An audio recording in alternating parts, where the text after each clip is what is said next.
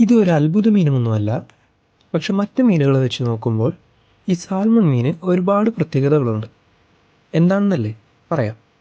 ഈ മീനിൻ്റെ മുഴുവൻ കഥയും പറയാം. പ്രധാനമായും 5 ഇനം സാൽമൺ മീനുകളാണ് ഉള്ളത്. Pink salmon, chum salmon, sockeye salmon, chinook salmon, coho salmon. ഇത്രയും ഇനങ്ങളുണ്ടെങ്കിലും ഇവർ തമ്മിൽ രൂപത്തിലും നിറത്തിലുമൊക്കെയുള്ള ചെറിയ ചെറിയ മാറ്റങ്ങളേ ഉള്ളൂ.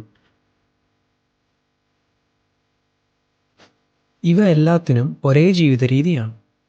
ഇവരുടെ ജനനം ശുദ്ധജല അരുവികളിലും നദികളിലുമൊക്കെയാണ്.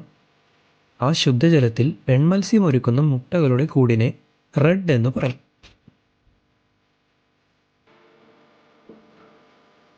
മുട്ടകൾ വിരിഞ്ഞിറങ്ങുന്ന മീൻകുഞ്ഞുങ്ങൾ വെള്ളത്തിൻ്റെ അടിത്തട്ടിൽ തന്നെ ചെറിയ കല്ലുകളിലും മണ്ണിലുമെല്ലാം ചുറ്റിപ്പറ്റി അവർ ജനിച്ച ആ സ്ഥലത്ത് തന്നെ കിടക്കും.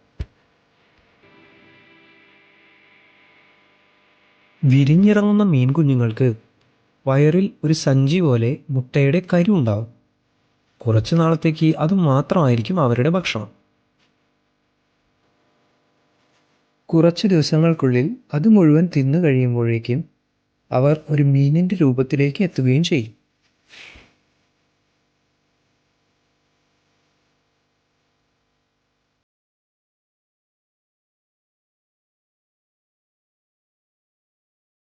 ഇനി രണ്ടാമത്തെ സ്റ്റേജ്.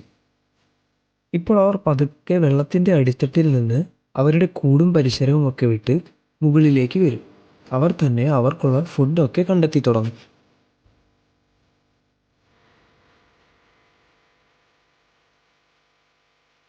ഏതാനും മാസങ്ങളോളം അവർ അവിടെ അങ്ങനെ കഴിച്ചു കൂട്ടും. ശുദ്ധജലത്തിലെ ഈ ജീവിതം ഓരോ ഇനം സാൽമൺ അനുസരിച്ച് 5-6 മാസം മുതൽ 1 വർഷം വരെയൊക്കെ വ്യത്യാസം വരാം. ഈ കാലം അത്രയും അവർ പതുക്കെ വളരുകയും മറ്റു ജീവികളിൽ നിന്ന് ഓടി രക്ഷപ്പെടാനുള്ള കഴിവുകളൊക്കെ പഠിച്ചെടുത്തിട്ടുണ്ടാവും. അവരുടെ ശരീരത്തിനും നിറത്തിനും എല്ലാം ഇനങ്ങളനുസരിച്ച് വ്യത്യാസങ്ങൾ വരും. അടുത്ത ഒരു സ്റ്റേജ് എന്ന് പറയുന്നത് സമുദ്രത്തിലേക്കുള്ള അവരുടെ യാത്രയാണ്. അവർ ജനിച്ച സ്ഥലത്ത് നിന്ന് കുറേ ദൂരങ്ങൾക്കപ്പുറം അരുവികളും പുഴകളും എല്ലാം കടന്ന് അവസാനം അവർ ആഴക്കടലിൽ ചെന്നെത്തും.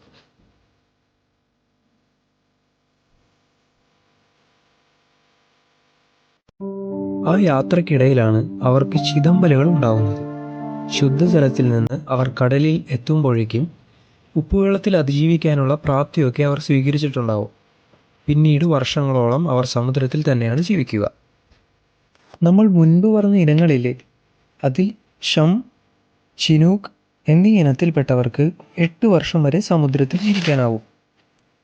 പിങ്ക്, കോഹോ 18 മാസം, അതായത് 1.5 വർഷം വരെയും സോക്കൈ 2 വർഷവുമാണ് ആവറേജ് സമുദ്രത്തിൽ ജീവിക്കുക. അടുത്ത സ്റ്റേജാണ് അത്ഭുതം. സമുദ്രജീവിതം കഴിഞ്ഞ് അവർ തിരിച്ച് അവർ ജനിച്ച സ്ഥലത്തേക്ക് പോകും. അതെ, വന്ന പുഴകളും അരുവികളും എല്ലാം അവർ വന്ന വഴിയിലൂടെ തന്നെ തിരിച്ചു പോകും. ഇതെങ്ങനെയാണെന്ന് ഇപ്പോഴും പൂർണ്ണമായും ആർക്കും അറിയില്ല.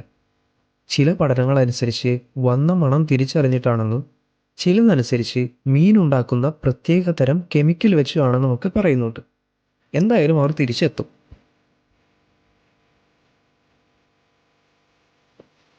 ഈ തിരിച്ചുള്ള യാത്രയിലാണ് മിക്ക മീനുകളും വലയിൽ പെടുന്നതും മനുഷ്യർ പിടിക്കുന്നതുമൊക്കെ. ഇതേ യാത്രക്കിടയിൽ പെൺമീനുകൾ മുട്ടയിടാനുള്ള തയ്യാറെടുപ്പൊക്കെ ശരീരത്തിൽ നടത്തിയിരിക്കും. ആൺമീനും ചില മാറ്റങ്ങളൊക്കെ ശരീരത്തിൽ വരും. ശുദ്ധജലത്തിൽ അവർ തിരിച്ചെത്തിയാൽ പിന്നീട് അവർ ഭക്ഷണം കഴിക്കില്ല.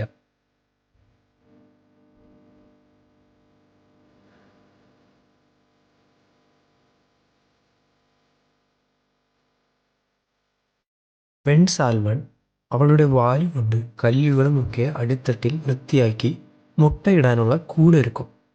ആദ്യം പറഞ്ഞില്ലേ റെഡ്, അതൊരുക്കും. എന്നിട്ട് അതിൽ മുട്ടകളിടും.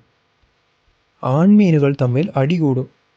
ആര് ജയിക്കുന്നോ അവർക്കാണ് ആ പെൺമീൻ ഇടുന്ന മുട്ടകളിൽ ബീജസങ്കലനം അഥവാ ഫെർട്ടിലൈസേഷൻ നടത്താനുള്ള അധികാരം.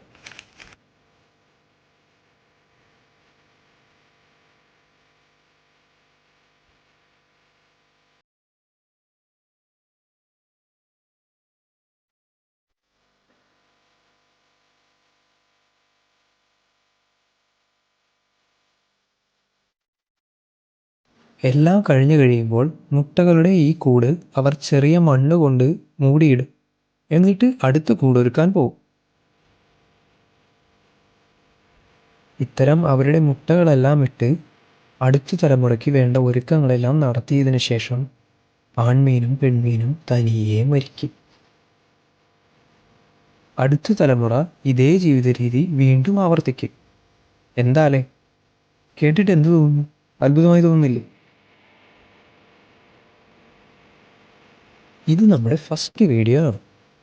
വീഡിയോ ഇഷ്ടപ്പെട്ടാൽ ലൈക്ക് ചെയ്യുക, ഷെയർ ചെയ്യുക. നമ്മുടെ ചാനൽ സബ്സ്ക്രൈബ് ചെയ്ത് തൊട്ടടുത്തുള്ള ബെല്ലൈക്കൺ കൂടി ഞെക്കിയാൽ ഞാനിടുന്ന വീഡിയോസിൻ്റെ നോട്ടിഫിക്കേഷൻ അപ്പോൾ തന്നെ നിങ്ങൾക്ക് കിട്ടും.